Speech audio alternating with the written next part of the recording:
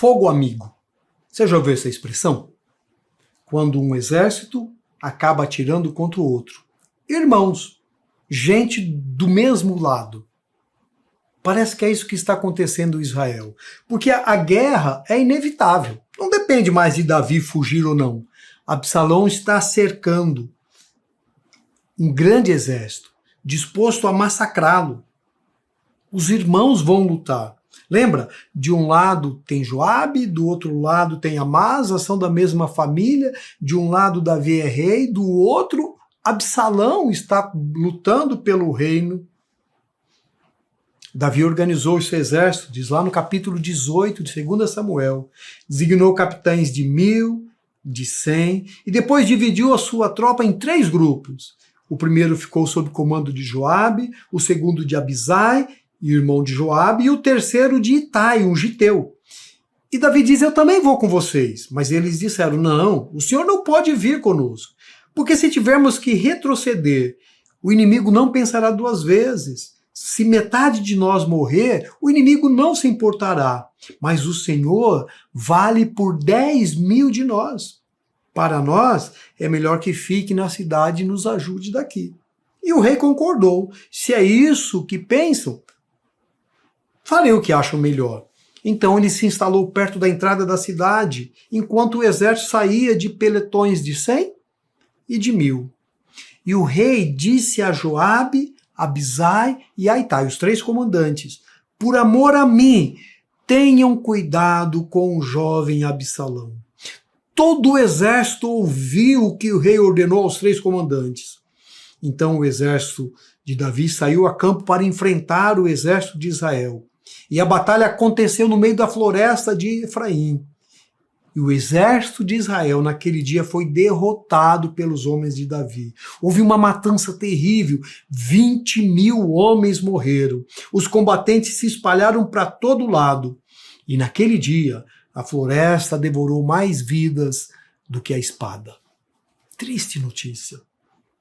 Davi com um exército menor, com uma estratégia melhor, sem poder guerrear, pede que o seu filho seja poupado. E a guerra começa. E o inimigo é massacrado. Essa é a história.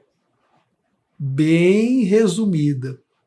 O que ela nos ensina é o que é importante nesse caso. Veja só. Nem sempre o maior é o melhor. Às vezes nós temos essa ideia de grandeza, queremos mais, mais, mais, mais. Mas nem sempre isso é verdade. Olha, Davi está fugindo, o seu exército é menor, os seus recursos são pequenos, as suas possibilidades são menores, mas ele venceu a guerra.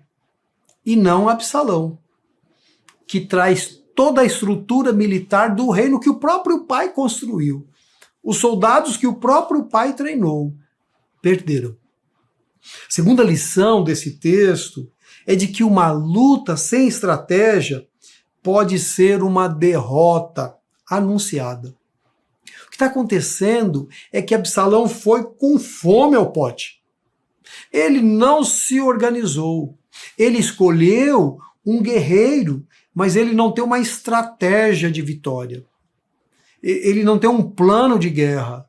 Ele simplesmente partiu de peito aberto para uma batalha que ele não sabia como administrar, como fazer a gestão de combate, organizar os seus batalhões. Uma batalha, uma empreitada, sem uma estratégia, pode ser uma derrota. A ideia é boa, o plano é bom. Absalão saiu com essa ideia, um grande exército perseguindo o menor. Era praticamente impossível ser derrotado, mas não tinham estratégias de guerra, não tinha um plano de ação, não tinha um modelo para onde ir. Simplesmente foram e perderam. 20.000 soldados caíram. O desânimo foi geral. Isso acontece na nossa história, quando investimos, quando pensamos, planejamos, fazemos e não bolamos uma maneira disso acontecer. Nem sempre o maior é melhor. Uma luta sem estratégia pode ser uma derrota anunciada.